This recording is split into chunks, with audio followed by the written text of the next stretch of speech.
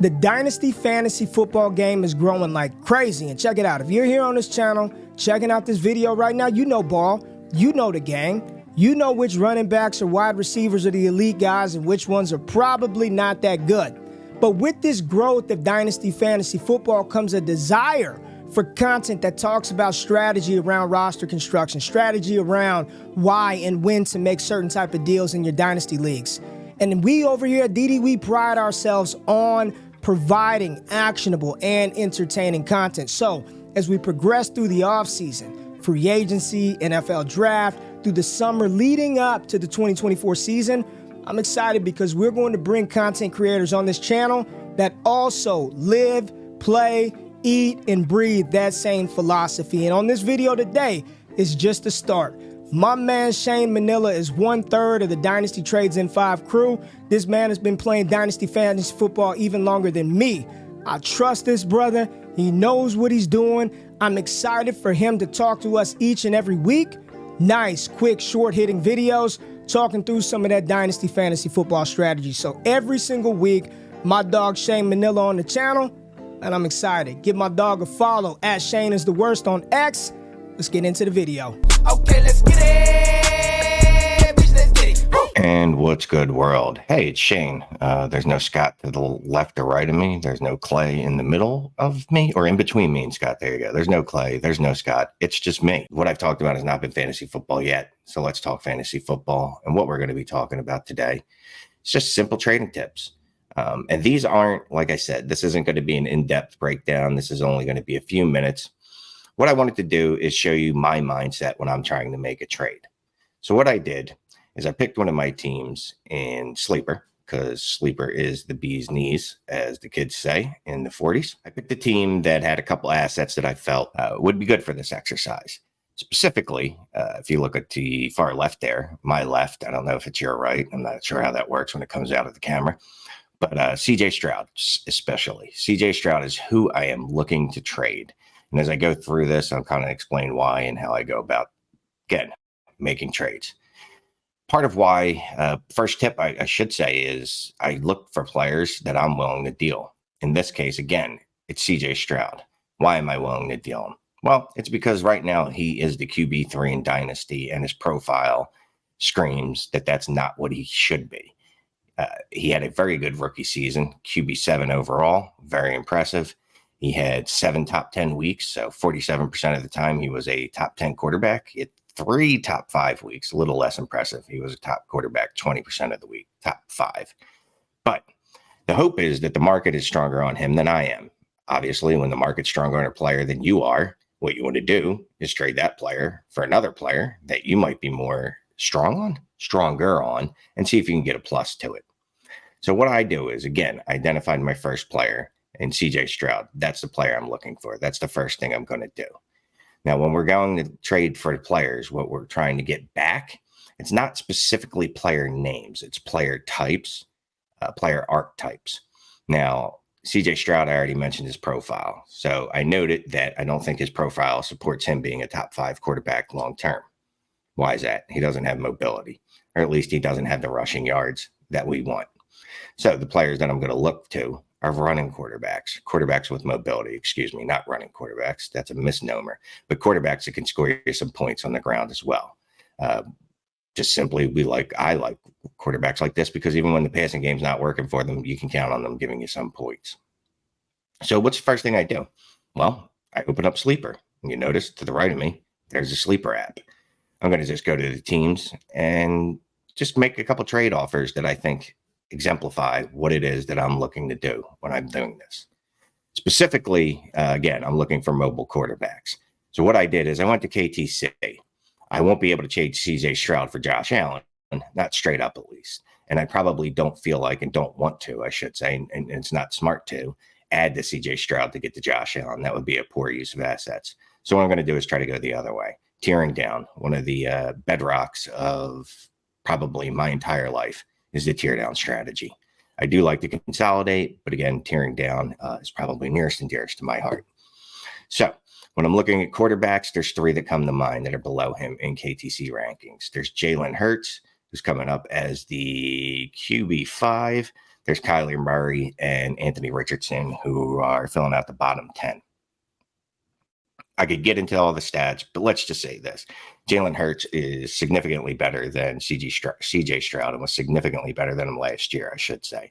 Kyler Murray has been a top 8 quarterback for literally every season that he's played, full season.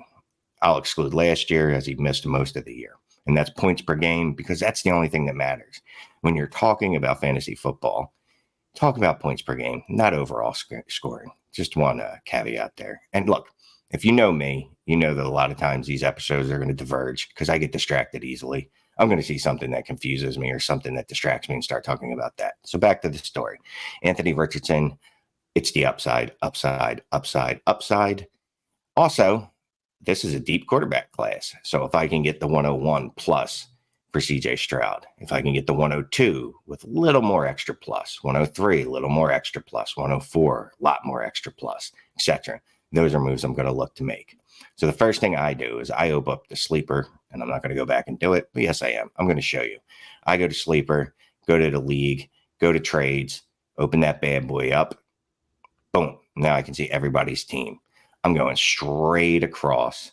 I can see everybody's team. We just talked about how I talked about, at least, I would like Jalen Hurts. I'm just going to go ahead and make that offer straight up.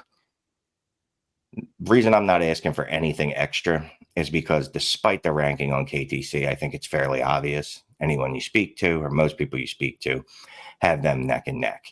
Again, I'm just trying to get Jalen Hurts, so I'm not going to be greedy and ask for an extra. I go to Eurodrip, whatever this guy's name is. It doesn't matter. He has Kyler Murray. That's what matters. So we're going to send him an offer. We're going to hit next. Kyler Murray for CJ Stroud. Now we're scrolling down. Are there any wide receivers worth adding to this team from that team? Liquid players is what we're looking for specifically. I see a Garrett Wilson here. That might be expensive, so I'd have to look back on my side and see what I have. Going into the draft picks, pretty thin there. I do have a couple 25 firsts. This is where I could get real froggy. I have a 25 first from Janner. I know Janner is an excellent fantasy player. I play in several leagues with him, including listener leagues for an old podcast I used to be on. So I know dude is really good. I can almost guarantee you that 25 pick is going to be late. So what I'm going to do is offer Kyler Murray. I'm going to offer CJ Stroud and a 25 first for Kyler Murray and Garrett Wilson. Garrett Wilson is very, very liquid. We might be having a conversation on him on Dynasty Trades in 5 by the time you see this video. It might have already come out. I like Garrett Wilson. I think he's a liquid asset. I'm going to send that offer. Don't know if this offer will get accepted. We don't know. We keep going, right? We're not stopping on 2 trade offers. We're trying to make a move. I don't care what player I get specifically back out of those quarterbacks that I mentioned earlier. I'm just trying to make a move to get them. I go to JPDF. I think that's how you pronounce that. I believe it's a foreign name. He's got Anthony Richardson right here. I've got CJ Stroud. All the risk on my side, right? So I probably should get something fairly strong from him. He's got the 104. Probably not going to get that off of him. But let's just try it. Let's ask for the 104 add. And like we did with the Garrett Wilson deal, we'll go ahead and add the 25 first to it. And we'll send that offer. Again, I don't know that the trade's going to get accepted. Also, I probably expect it not to be. But the point is, I got it out there. I'm throwing out as many lines as I can. Scott makes this analogy all the time, but it's like fishing. You just keep throwing out lines and hope that one of them hit. I liken it to dating apps. You just keep swiping right until someone swipes left, right back on you. If they swipe left, they don't like you. So you just keep swiping right, even if they're out of your league. That's how I look at trading. This chick might not be, I might not be her type, or more likely, I'm not good looking enough to pull her, but I'm going to try it anyway. Worst that can happen is she says no. In this case, the worst that they can happen is they say no. And maybe they put my trade on Twitter because they say it's a trash trade or something to that effect. I can live with that. That's fine. I've already exhausted the type of quarterbacks that I'm looking for. And I don't want to make you sit through every trade offer I'm going to send. But obviously, then I'm going to go look at the trade picks. I see that Mikey McCoo here has the 25 first, a 24 101, excuse me. Let's go ahead and send this dude an offer.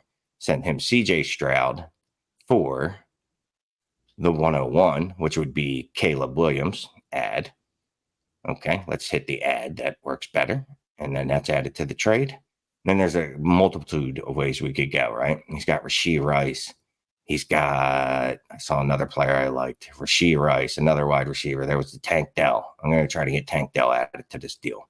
Will he accept it? I don't know. But one of the things you can do, just so he does make him feel like it's even, go to the picks again. What do we got next year? Here's a 25 third add. And this is why you want third rounders, fourth rounders, fifth rounders, etc. Well, you don't want fifth rounders because hopefully you're not in a league with 5 rounds of rookie drafting, because if you are, that league probably sucks. So you should probably quit it. And the people in that league also suck as well, most likely. Just saying. So I sent that offer out to him. Make sure that it's even. He's got something, 2 pieces going, 2 pieces coming. That's simple. That's all I do when I go to trade. Pick a player. Pick an archetype I'm looking to get back. The names of the players that I'm looking to get back do not matter. Again, I was looking for mobile running quarterbacks. Mobile running quarterbacks is kind of redundant. I was looking for running quarterbacks. I was looking for a piece to go with them. If I couldn't find those, I was going for a draft pick with an additional piece to go with it. That I was more flexible on. Again, it doesn't matter if it's a wide receiver or a rookie pick. Fine with either. So that's just what I do when I go to trade. So thanks. I guess this was my first episode. If you enjoyed it, cool. If you didn't, sorry. Maybe give me some suggestions, some ideas for future episodes. I'm going to try to do this every couple of weeks. Thanks. Have a great night.